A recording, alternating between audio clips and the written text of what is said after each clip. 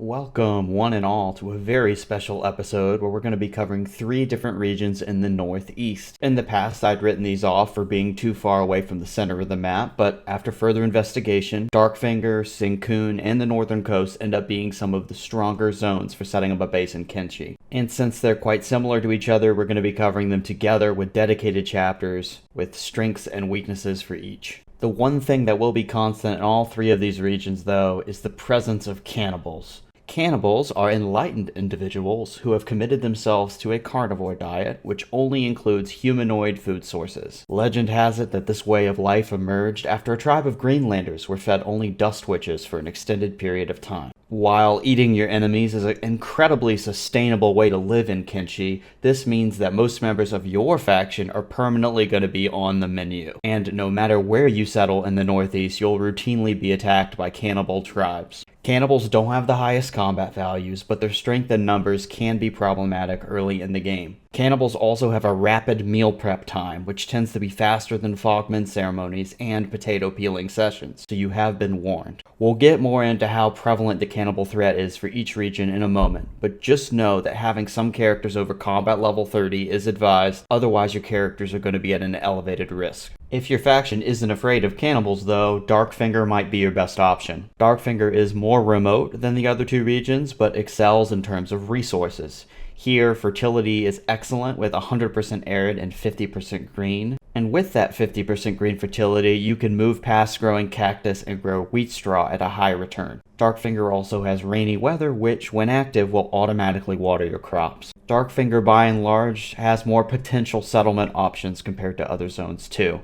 You can set up near the southern part if you prefer to be closer to civilization, or you can venture north for a more isolated base. I tried to make sure each of the suggested locations here have 1 copper and 1 iron at a minimum, but the flatness of the terrain is going to vary. Bear in mind that no matter where you settle in Darkfinger, you can expect cannibals to take interest in raiding your base. River raptors are fairly common as well, so they'll further pressure your defenses once you begin farming. In terms of wildlife, you may see some goats or bone dogs, but getting their raw meat and hide might be difficult since nearby cannibals could third-party your squad after the fight. And it is no exaggeration to say that goats and dogs have been known to murk people, so be careful out there. For visits from other factions, you'll be mostly unbothered in Darkfinger. Darkfinger is outside the range of the Holy Nation and the United Cities, so you could even say Darkfinger is a tax haven of sorts. With these things in mind, the main drawbacks for Darkfinger are the cannibals and how far you are away from civilization. Even so, I think what Darkfinger lacks in beginner friendliness, it more than makes up for in potential combat experience and superb resource levels. East of Darkfinger, there is Sinkuun, which at face value looks much worse by comparison. There isn't much flat land, there is only arid fertility, and the ore is of lower quality. But if you get past Sinkuun's mountainous exterior, you'll find it is one of the best places for an early or mid-game base. The trick with Sinkuun is knowing where to settle since there aren't a lot of ore veins. And after scoping it out, these here were the strongest locations I found. But I want to especially call attention to this one here. If you settle in between the mountains at this spot, you get more than 3 copper veins along with 1 iron. Although these are small veins, the main perk of this location is the geography. You have mountains covering the south side, and to the north you have the coast. This makes for an extremely defensible settlement when you use the water to your advantage. Now, I know I didn't have to go so hard with this base, but setting up the beaches of Normandy was irresistible with all that elevated ground by the waterfront. I mean, look at it. Isn't it easy to imagine yourself running a cult or a book club out of this location? Anyhow, taking a step back, Sinkuun is much safer than Darkfinger. Cannibal spawns are rare, and you'll mostly be seeing cannibals for scheduled attacks, which you can prepare for ahead of time. Instead of fighting cannibals, you'll mainly be taking on rebel farmers. These rebels will scavenge a downed pack animal, but they won't try to eat your characters, so that's a plus. High-ranking rebels can also have bounties on them if you're interested in running them down to a United Cities police station. Another notable spawn in Sinkuun is the nomadic animal trader. With pack animals being in high demand at the start of the game, having animal traders as a spawn is always a good thing. Other animals you'll see will be skimmers and goats,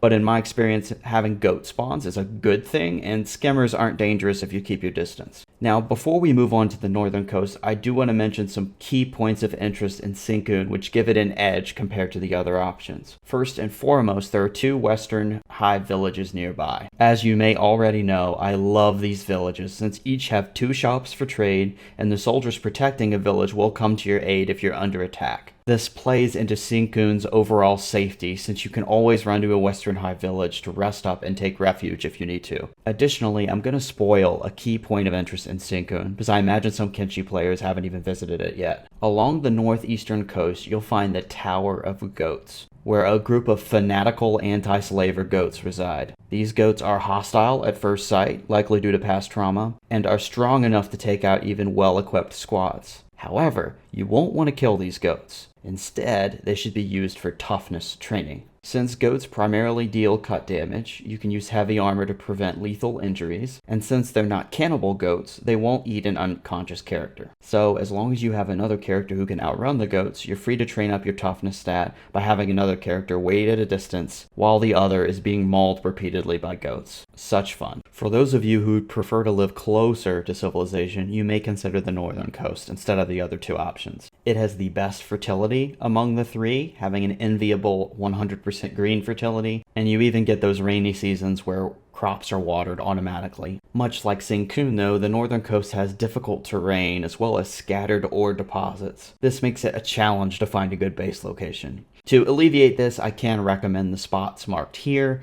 I included this one in the Hidden Forest too, since it's close enough to the northern coast for our purposes. If you do settle the northern coast, you'll be pleased by how close you are to fishing villages, and most importantly, World's End is nearby, which has some of the best shops in the game. Mind you, being more centrally located on the map does get the attention of the Holy Nation, so be ready for a prayer day visit. In terms of other resources on the northern coast, stone and water are in good shape, which makes ore the sticking point. This isn't a quality issue though, it's a skill issue. Wait, hold up. What I meant to say is that the ore is of good quality, but it's spread out, so you need to stretch your base's size to get the copper and iron that you need. Similar to Sinkuun, cannibal patrols aren't as much of a problem here because there are several neutral factions, such as cannibal hunters, tech hunters, and flotsam ninjas, which tend to take out the wandering cannibal patrols. For the leather tanners out there, you'll see goats, bone dogs, and river raptors, so leather manufacturing is quite possible. Perhaps the strangest spawn, though, is the hungry bandit. I don't know how they got up here,